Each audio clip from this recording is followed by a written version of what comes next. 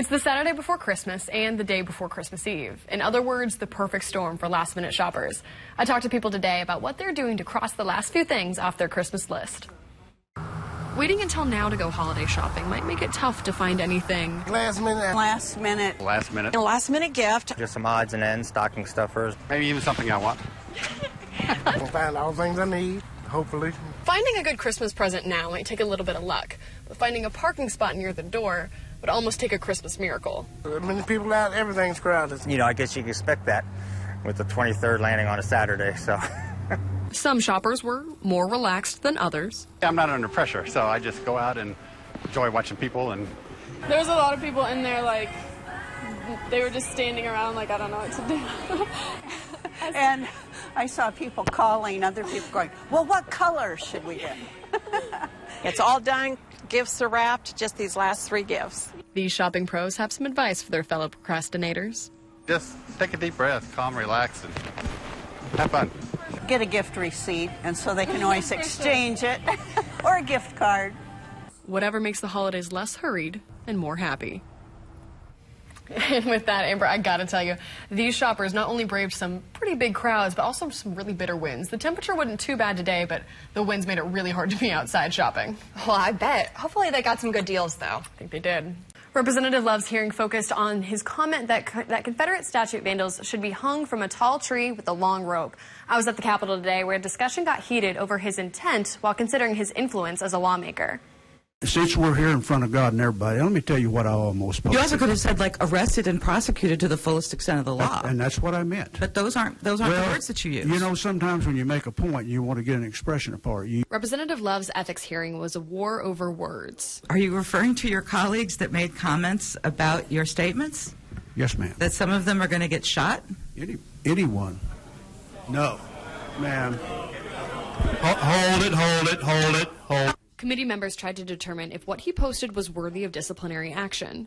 Many African Americans across the state would be offended by your comments based on a historical nature of what you were talking about. Would you at least acknowledge that? And you used a phrase that I'm sure you probably used it before with not a thought about being racist in it. You used it that they would receive the full extent of the law. Is that correct? But the 3 hours of back and forth resulted in nothing. While the committee voted to reprimand Love derailed the action simply by saying he did not accept the finding.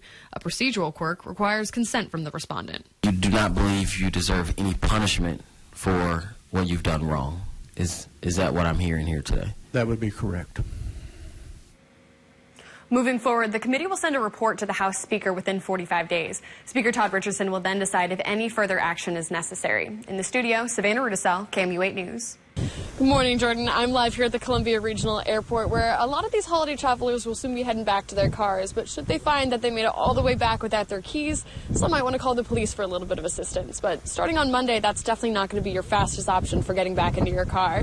On January 1st, the police will no longer respond to lockout calls. So if you're locked out of your car or your home, but they will respond if it's a true emergency, as if a child is stuck in the car. Otherwise, when someone calls 911 or the non-emergency line, a dispatcher will give them a number for a local locksmith. Police responded to about 250 lockout calls this year, spending about 15 minutes at each call. Police say this is going to save everybody some time. Ultimately, it's going to free up a little bit of officers' time, but primarily it's really there to assist the citizen. So the citizen is not sitting and waiting for officers to respond to then having to wait for locksmiths to respond as well. I talked to about half a dozen local locksmiths yesterday, and they were all pretty much in agreement that it's not going to change business for them too much, but it is a really good idea to call an expert first. They're trained in this. They know how to get in and out of a car with causing the least amount of damage possible. They say it'll be faster for you and safe. Reporting live in Columbia, Savannah Rudicel, KMU8 News. Later today, local shops will be busy with Small Business Saturday shoppers. KMU8 Savannah Rudicel is live to tell us about another way to shop local. Savannah?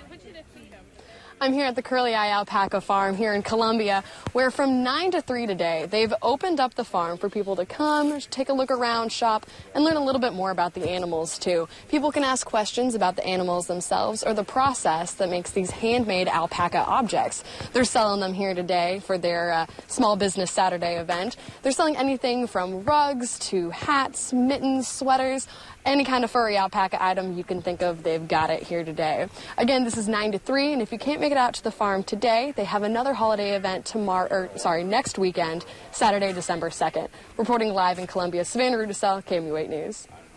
Diana Raynard has developed a reputation with Columbia Police, a good one. As a Domino's manager, she usually brings any extra pizza to the station at the end of the night. But tonight, she wanted to do something more. Raynard cooked a full Christmas dinner for officers on duty. She dropped off ham, stuffing, green beans, along with bags of candy and notes of encouragement.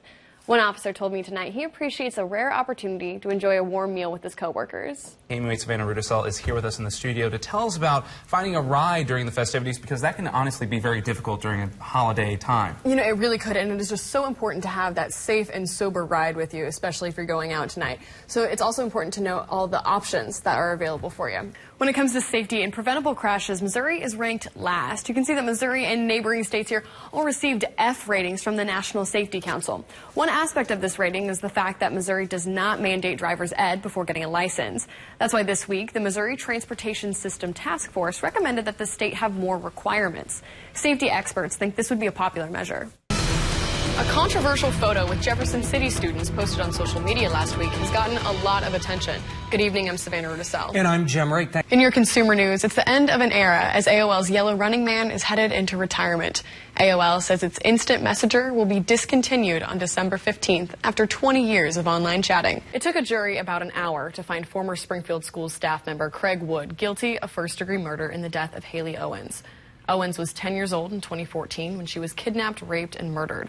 Wood did not take the stand in his own defense. His attorneys also did not call any witnesses to defend him. The jury will now decide if Wood will be given a death sentence or life in prison. The Children's Health Insurance Program may be ending for Missouri families. A leadership council sent letters from more than 80 Missouri organizations urging Congress to keep the program funded.